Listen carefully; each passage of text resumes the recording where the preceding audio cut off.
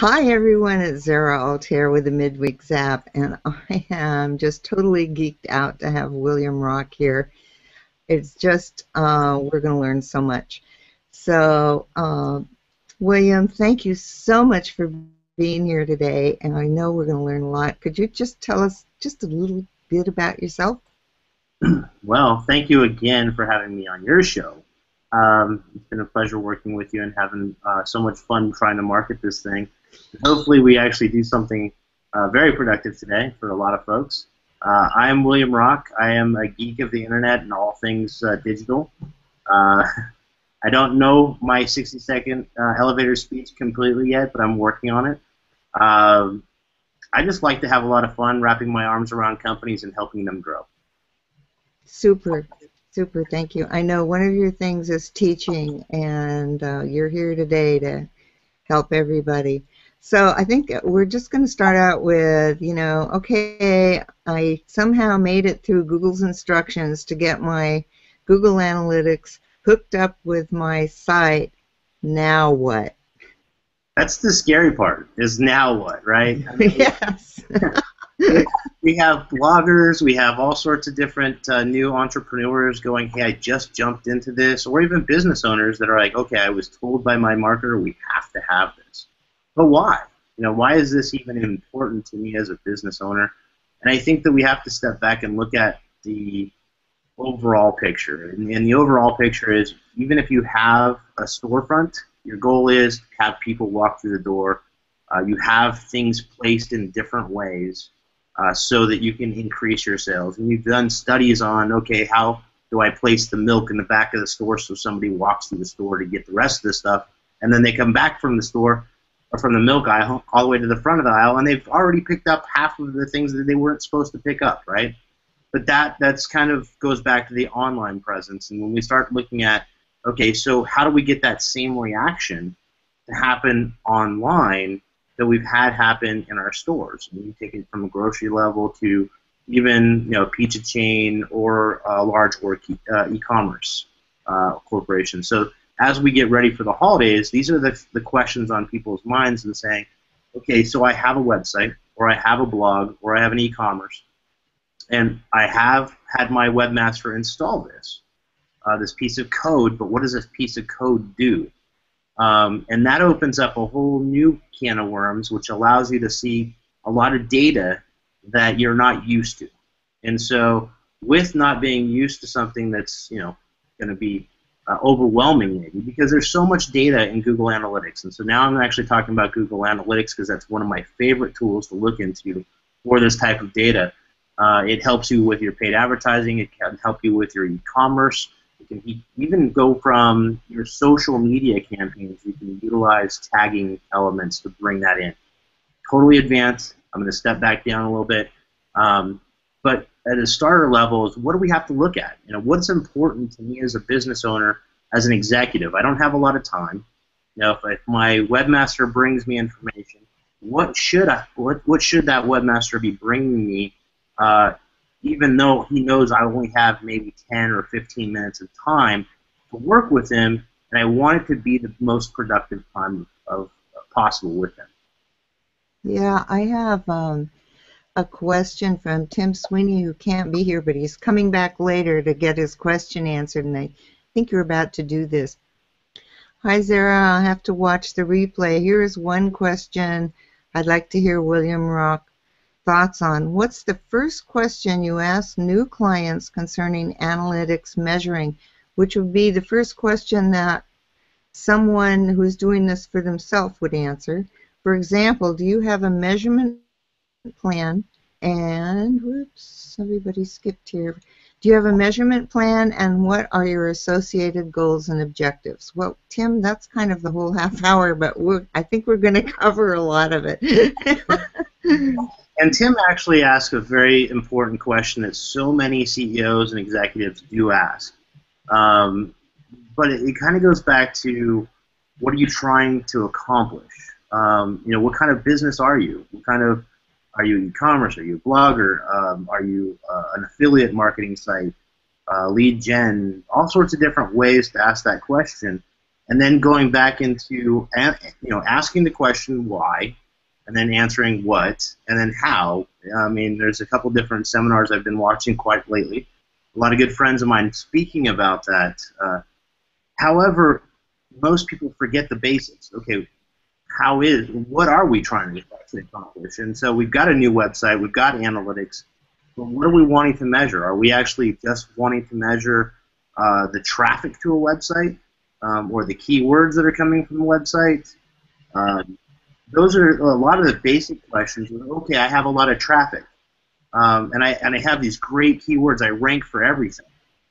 But at the end of the day, are you making money is going to be the biggest question to me. Is that traffic that you're generating and you're spending money to get, is it doing something for you at the end of the day? If it's not, then you're spending your time in the wrong places.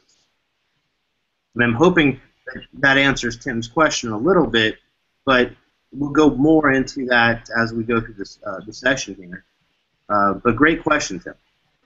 Yeah, and then we have, oops, why is this? There we go. Ray Hiltz just wanted to say, love the product placement in a store analogy for using Google Analytics to track then lead visitors to your site store. It was a great analogy, and I know we have someone here with a brick and mortar store. I know one, Jessica Maynard. I don't know who else has a brick and mortar store. Anyway, thanks, Ray. Fantastic comment, Ray. And I've worked with Ray quite a few times here, and love what he's got going with the Lunch Bunch. Anyhow, shout out to those guys. One of the key elements that people do forget, though, is there's a lot of data. What do I do with it? And I think that kind of brings us into our next segment, which, how do I deal with it? It's like, okay, I logged in for the first time, the code's installed, I have 30 days or a year's worth of tracking to go back and look at.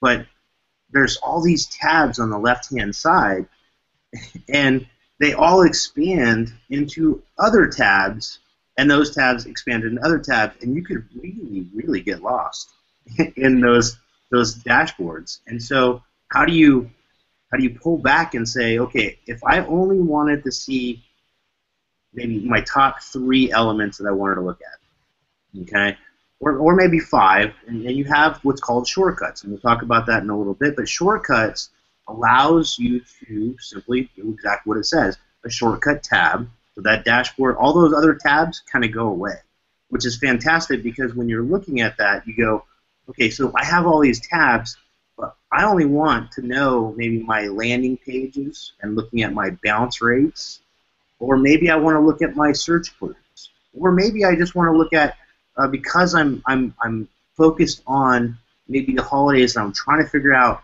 how to get my responsive web design to actually get more traffic and what devices am I actually showing on, and then going back into the device tab and saying, okay, well, I have a pretty high bounce rate on iPads, or I have a very high bounce rate on the Nexus 5. Well, why? And so you have to develop those questions of why. So can you maybe do a little screen share here? I know you're trying to isolate out one client, but well, let's do that. Yeah, can you do that? Let me jump into a screen share real quick and let's get this going. I think that's a fantastic next. Okay, while you're doing that, we have Peter Hazley says conversions are everything, William Rock. And also Phil Boyer says that he has where to go. Conversion is important also. Vivek, thanks for being here. And Phil Boyer is, oops, I'm not sure what the question was, Phil. We have a lot of geeks in the crowd here, guys. Yeah, we do. We have to put a big stage to set. I'm kind of nervous now. No, don't worry about that. Just go with our plan, I'm just kidding. Okay, so basically, can you see my screen? Can you go ahead and highlight here? Okay, yeah, let me. There you go. You box me. Okay, so now I'm up on the screen. Everybody can see me? Yep. Okay, so what you're seeing here is the same exact report that I was talking about with devices. Okay, so everybody's focused on mobile right now. Here's an older client of mine that gave me the permission to show these stats. So thank you guys for letting me show this. I didn't know what client I wanted to show, but this is a prime example of a client that's getting ready for a rebuild before the holidays. Okay, so what I wanted to be able to show was what is old and what is changing. This company has actually gone through a resell of the company. So for a while they had some fantastic traffic, and they still have the traffic, as you can see. But it's actually lowered based off of the sale, and they haven't done anything. But here's where they actually have succeeded, and they haven't succeeded. So if we look at even, like, for example, devices. We'll go back into shortcuts in a second, but what I was on was devices. Being that Google is going forward with mobile devices, we want to be able to have a lot of responsive design. And what we can tell really fast is if we start to see bounce rates that are higher than maybe 45% and higher, then we can start to understand, okay, something's wrong here. How do I correct this? And so that goes back to an idea, back to the lead generation portion, saying, okay, well, if so many people are actually coming to my website and they're coming from an iPhone or an iPad, their percentage of bounce rates are pretty high, right? And so then you start going a little bit deeper and you say, okay, how many page sessions did they dive into? And so with an iPhone, you can say, okay, well, they dove into maybe 2 pages. They spent an average of 1 minute on their time. Those are helpful key elements to say, okay, well, why? Going back to that why question of what happened, it starts to answer the bigger picture of your own company. And that's why in the beginning I said, okay, how do you start this with Tim's question? But then when you go to any one of, any particular industry, you're going to find these stats are different. But what you have to go back to is say, okay, how much time did they spend here? And then you can go into a little bit further. So, sorry, I know you got a question there. Well, I just had this great from Lee Rickler. Hi, Lee. Thanks for joining us. Lee says, shortcuts. Think IKEA. Whoops. Whoa. What happened? Think IKEA. You're generally driven around by the arrows on the floor, but if you look around, there are assigned cuts throughout every now and then. That's a good analogy. Thank you, Lee. Absolutely, Lee. Thank you so much for that. Let's do this. Go ahead and share my screen again. And what I want to do is I want to get out of the mobile stuff, and I want to actually show how to build a shortcut. Yeah, great. I think that is going to be something we all have. I'm pretty sure I've got this one set up. I could not. Okay, so here's a great example of a client that's not completely set up. So if I wanted to actually access information, say, landing page, and this is all coming from Webmaster Tools, I'm getting notified that I haven't set this one up. So that's okay. We're going to look at something different right now. But what I want to be able to do is show you that these are okay messages because, all I've got to do is just, click on Set Up Webmaster Tools. I'll get right to the admin console, and I can go down to the very bottom of the page, and I can click on Edit, and I can add and see, well, back. It's going to show a whole bunch of other clients. I apologize for anything that you just saw. Again, I'm working in live data mode, so it's very difficult on a live Hangout not to jump into other reports. So I'm going to go ahead and cancel that. But if you needed to, set up your Webmaster Tools, that's where you would actually go. Right now, it's set to none. But all you have to do is verify your account with Google. And if you're logged in, you have a Google Analytics account. The next level is Google Webmaster Tools. And so to get the data that's coming from the search engine, that's where you actually go to set that up. Well, let's go back to shortcuts real quick because I actually was distracting here. Let's go back through all. Let's go and look at our all traffic because what I want to start to look at in the beginning, the first report I want to see is where am I getting data. And so we can actually start to see, okay, we got organic, we got Yelp, Urban Spoon, Yahoo. So that's fantastic. We've got our secondary website in Lenexa that actually is sending us traffic as well. It's not a lot, but that's okay. This is a small itty-bitty business. I mean, it's only got 2 restaurants. and they have to compete against some of the top brands in the area. But the cool part is they actually do still overwrite all of the big brands, which I'm very proud of, even with the high bounce ratios. So even if you're getting these bounce ratios, doesn't mean that you're actually going to be penalized and lose everything, but you can go back and fine-tune these things. So if I'm looking at the all traffic page here, I'm going to go up to the very top of this report, and right up here in the top, you'll see, you got your customized email exports. Right next to it is a little thing that says shortcut. Now, when I click on this, it's going to ask me for a name. At this point, it already gives me a suggested name. I'm going to go ahead and keep that. But if I did want to segment this in any other way, I could change the name into something that's more relevant to what I'm wanting in my shortcut. So let's go ahead and, for now, say OK. What happens is, over here on the left-hand side, so let's go ahead and scroll back up to our shortcuts. So up here on the left-hand side, you're going to see overview, location, some other pieces that I put in there. But here's the recent report that we just added. So it doesn't matter if I go into admin and I come back into reporting, I still have shortcuts right at my fingertips, let alone all the other reports that scroll down forever and ever and ever. So again, you've got to figure out, okay, so am I looking at sites, what is my page timing, for example? So now, again, some of these reports, though, like right here, we can actually see the shortcut tabs. Some of the reports will not allow you yet to create a shortcut. So just be advised, sometimes you're not going to see this little icon, and that's not abnormal.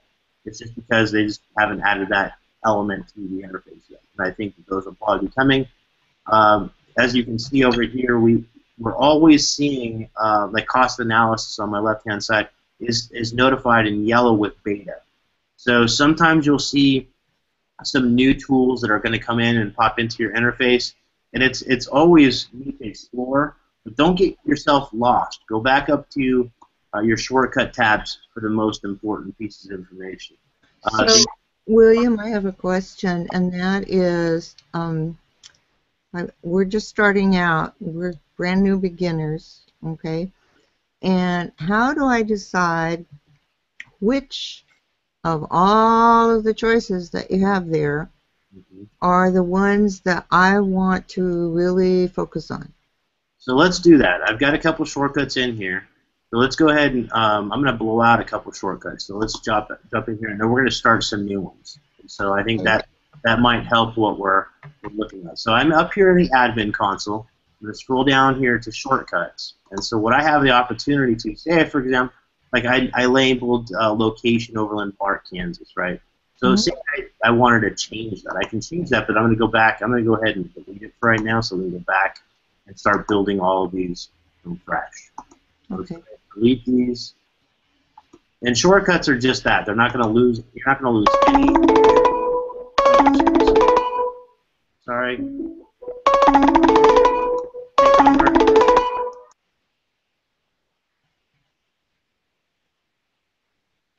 Did we lose William? Oops. I think we may have lost William. Oh no.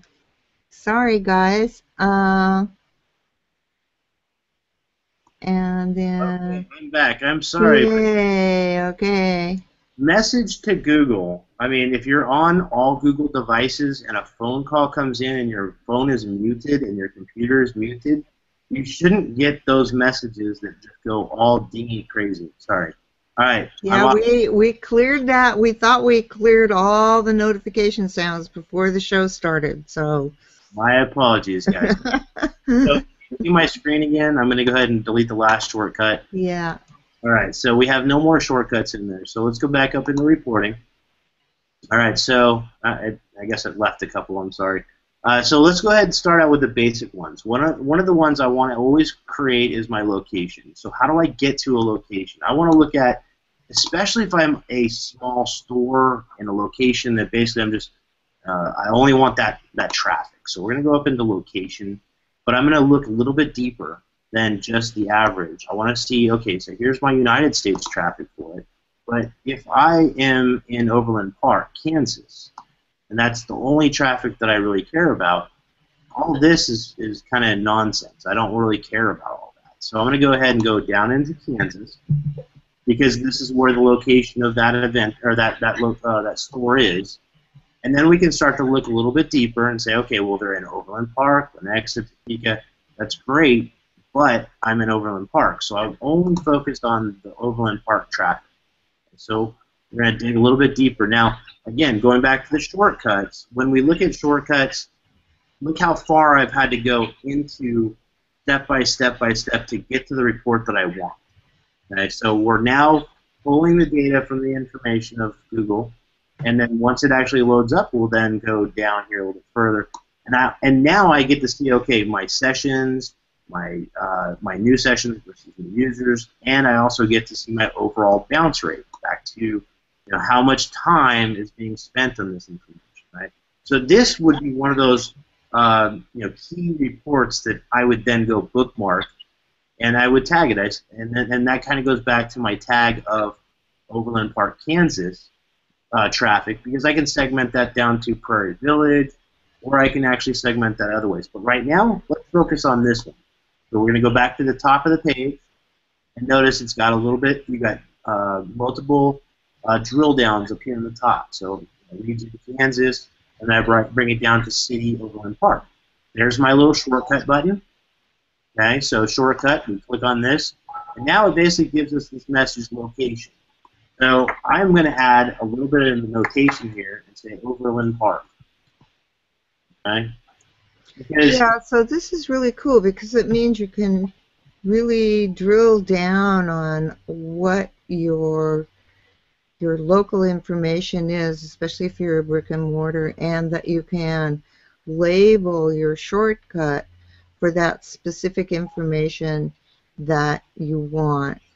Correct. And that's really cool, but I want to go the other direction for a minute and ask, what if, like many people here, we aren't storefront, we aren't brick and mortar, but we have all those things, and our presence is mainly online. How would we do that same kind of refinement?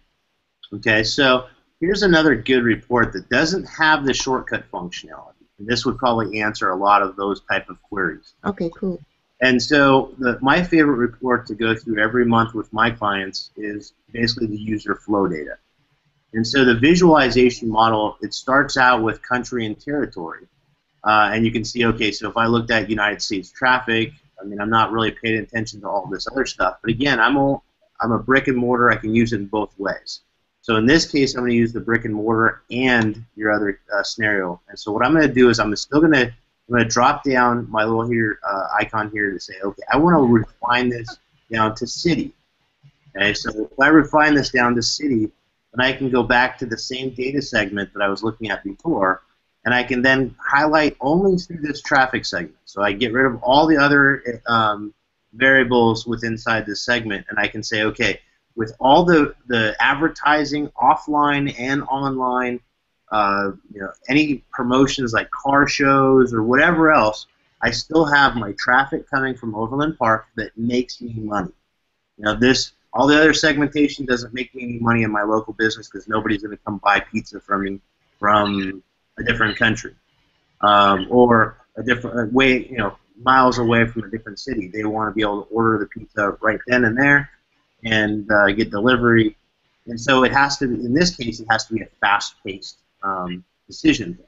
So if you look at the segmentation, if you just hover over the first starting page, you look at, well, if you look at the through traffic, you look at 21%. But then you also look at the drop-off traffic at 79%. Going through the opportunity of a rebuild or even a re-optimization of these pages, this information probably would be my best report in Google Analytics, because then I can look even further. Where did they go? So on my second interaction, the first page they clicked through was on the delivery carryout page. Obvious as a pizza place, right? That's how it should be defined, even though we still have high bounce ratios. That doesn't mean that we've lost the customer. Okay, so when you're looking at a piece and saying, okay, well, it's 70 or 80% bounce ratio, you have to step back a little bit as a visitor and put yourself in those shoes and say, if I was this visitor and I went to this webpage, where would I go and why? And if you can answer those questions, then you can start to figure out the psychological elements of a visitor's experience and help to better engage the experience. Therefore, utilizing better conversions, e-commerce, lead generation, delivery pizzas, all sorts of different things come out of those same elements. That is just really fantastic, and Amazon had a great comment. The ones that lead to the money, and those are definitely the shortcuts everybody wants to know. And then one other thing, let me find Molly's comment. Molly just added, Molly, thank you so much. Thank you, Ammon and Molly. You guys are, everybody in the group, I mean, I'm so happy to hear the engagement that we're having and the questions. Please. Well, Molly added some references. Here are some excellent study guides for Google Analytics, and Molly is an ambassador with Google Partners, so thank you so much, Molly. That's great information, and I hope everybody can come here and take a look at those. Thanks. Yeah, and I've actually watched a lot of Molly's. She shares a lot of stuff out there, and I follow her quite a bit, as well as Ammon. But I think that this is today just kind of breaking the ice a little bit of things that I guess there's a lot of people not saying. I mean, we keep hearing the same overall thing, you know, optimize content, all these different things, and you know what? After a while, your brain goes numb. It does, and we're kind of coming down to the end of our time here, and I really wanted to get to this question from Ammon Johns before the show, and he says, how do you use analytics to find what you don't know? The biggest problem I see with analytics used generally is that when companies have blind spots, they don't even have a way to see their blind spot. Stephanie Sims likes to refer to this as the unknown unknowns, the things that you don't even know you don't know. How can we use analytics to watch our blind spots? Wow. Yeah, I read that comment earlier today, Ammon, and that right there. It's so many questions that I have to answer on a daily basis, it seems. And so it's easier to get it out of the way here, which goes right back into, I would actually refer us back to the user flow data. And the reason why I say that is because visual identifications mean more to most business owners than a whole bunch of numbers. They basically get number blind, and so number blindness and everything else blindness, it overwhelms them, and they go, forget it, I don't want to know anything about it. But if you can simplify it down to maybe a user flow sheet and say, okay, I want to be able to segment now from city, and I want to go back into maybe behavior. So you can go down to the landing page opportunities and say, okay, what happened there? Starting sessions, where did they go? They came into the site, but where else did they go? And so these are the things I think identify open blind spots that I don't think many people are actually paying attention to, and it's been in the reports for a long time. I mean, I've been using this report for a long time. However, it's always been improved, and that's the beauty of Google Analytics, where it started way back in the day where I was paying so much money to get this type of information. I now get it for free from Google Analytics, and if I wanted a different level, I can step that up to the enterprise level. Say I had a lot of traffic going to an e-commerce page, and I wanted to be able to use third-party analytics tools.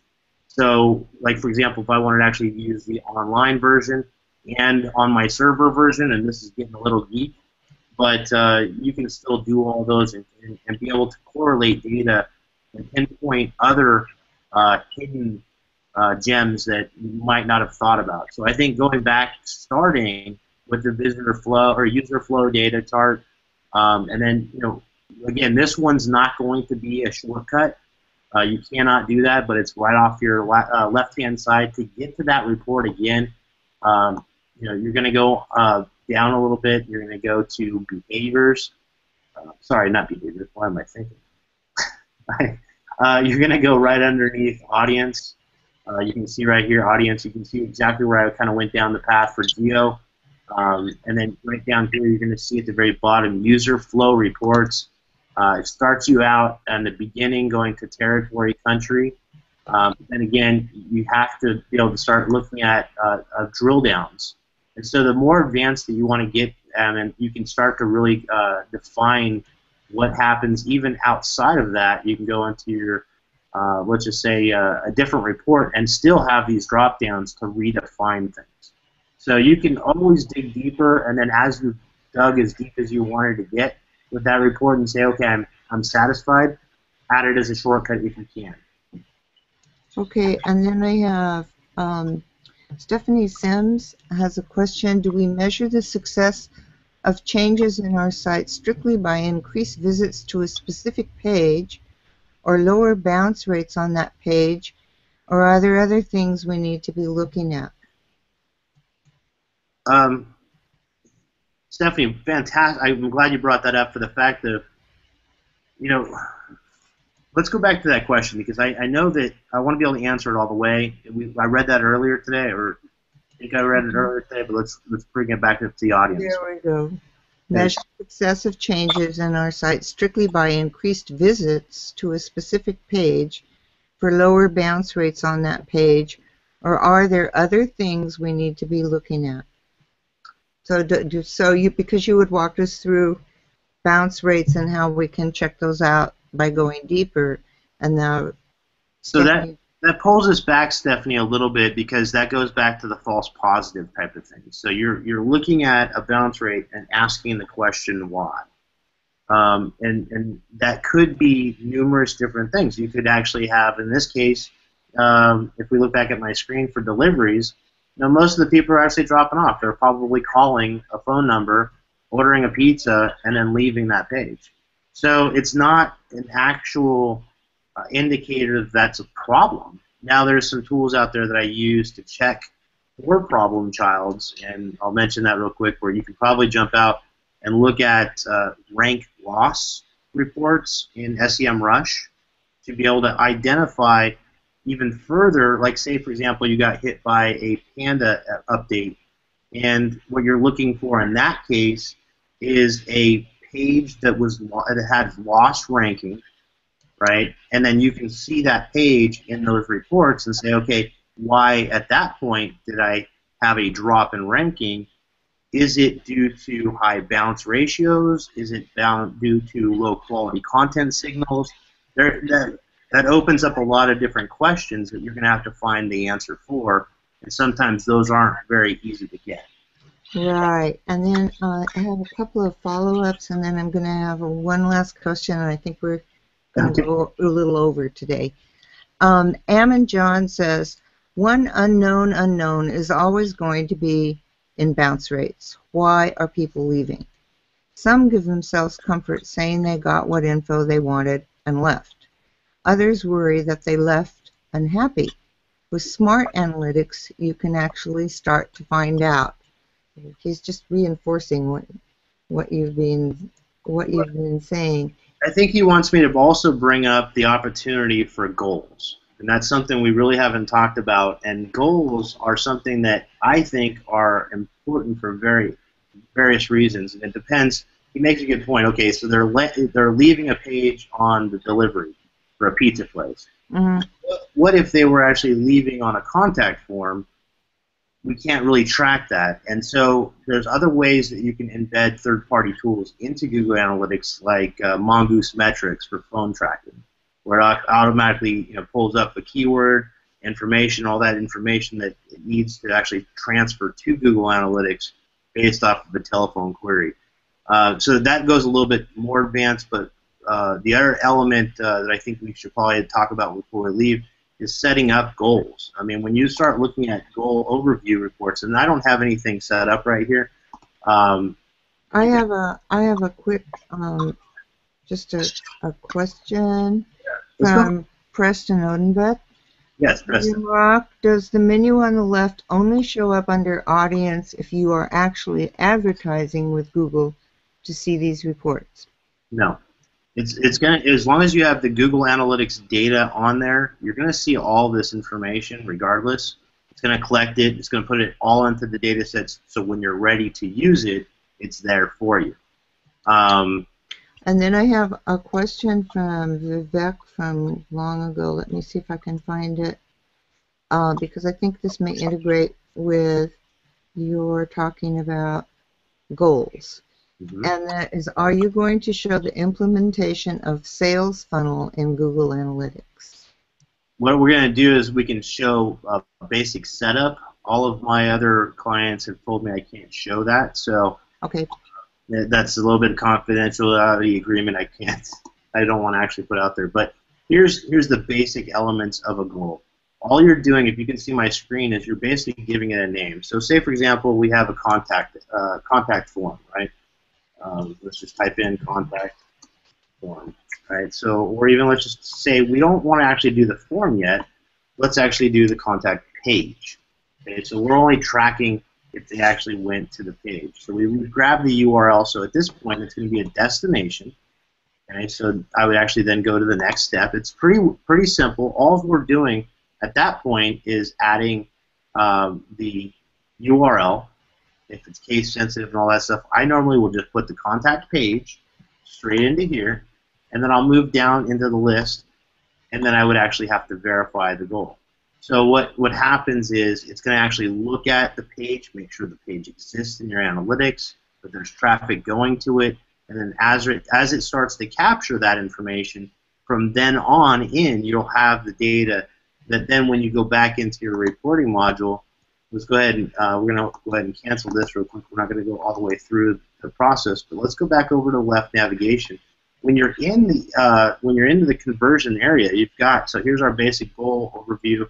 This is where it told us to set up a goal.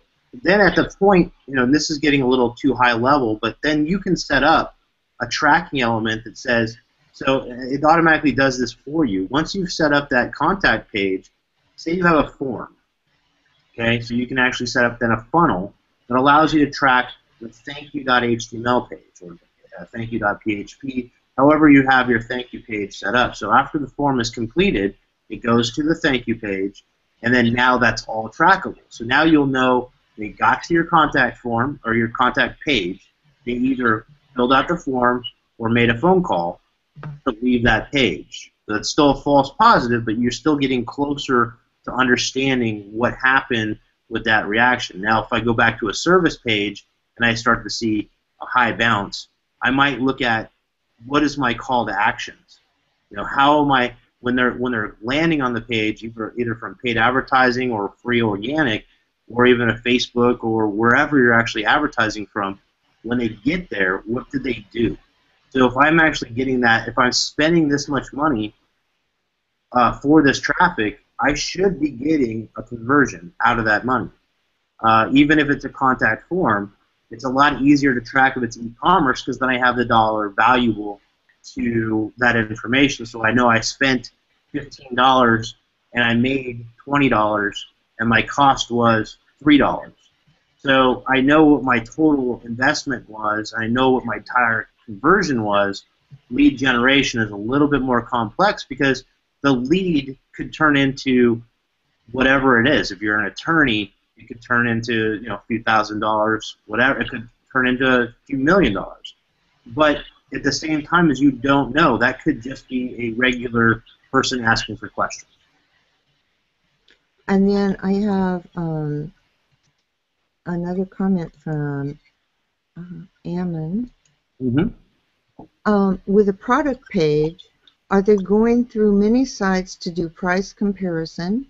Do the same IP/cookie holders come back to the site later on? Okay, so let's take a look at that a little bit further. Okay. The product page, they go through many sites, do price comparisons, they do the same IP, cookie holders, all those different things. And then they actually can tell. So there's reports with Insight here where you can actually look at your sale. And I don't have any of the conversion pieces set up in here, but you can start going back into some of the reports that will tell you that, Ammon, where basically you can start going, where was you? Assisted conversions is the report that you're going to want to look at. Assisted conversions will say, if I was paying for traffic, say they actually clicked on my ad, they landed on my page, they went out and they did some research for another iPhone case or whatever it might be. And then they came back to my website and made the purchase. Well, assisted conversion, assisted conversion will let you see, okay, they came from paid advertising, then they came to you back to organic, maybe a bookmark, and then you can actually see, okay, maybe they got an email from you, and maybe there was a social engagement with you, and then they purchased. So as you start to develop what your product that you're selling is, you're going to look at those type of reports and say, okay, how do I better my conversion by looking at that data and say, okay, it took me this many steps to get them to convert. What can I do on page to give them the results that they really need, such as those reviews? How can I go back to ensure that visitor that I am actually a real seller of this and I have the most coolest thing in the world, and you have to buy it from me, not somebody else? I think that's basically everyone's goal there. William, we're coming down to the end of our time. And so I want to thank you so very much. And there are a couple of other questions that maybe after the show in the comment stream you could talk to people and maybe give some brief answers in the comment stream. This is just amazing, packed, informational things, and I'm sure everybody just really appreciated what you had to share with us, especially, starting and building your own funnel of how you collect your knowledge. I think that's so important because for many people at the beginning it's just overwhelming. You look at all those columns on the left and you have no idea what it is you really want to look at, or how you can manipulate that to fine-tune for the information you really want about the visitors to your page. So I thank you so much for being here. It's been a pleasure. I mean, this was so much fun, and I think that based off of some of the things we've talked about, it's going to have to go to additional this could possibly be the case. I really want to thank you for being here. Any last words you have for everybody who's here? I would probably say test, and retest. Look at simplifying your tests. Don't do it all at once. Baby steps. I mean, right now, we've shared a lot of things with you guys. But go back. You're probably going to have to go back a few times in this and do a test yourself. See what you can create as far as shortcuts. What matters to you as a business? Find those reports first. Super, and thank you, fantastic audience, for all your questions and all your comments.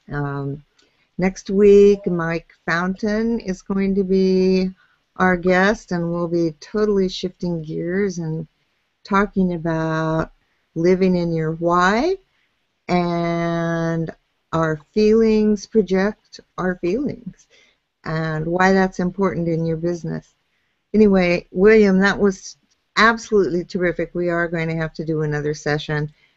Thank you so much, and thank you everyone for being here, and we'll see you next week.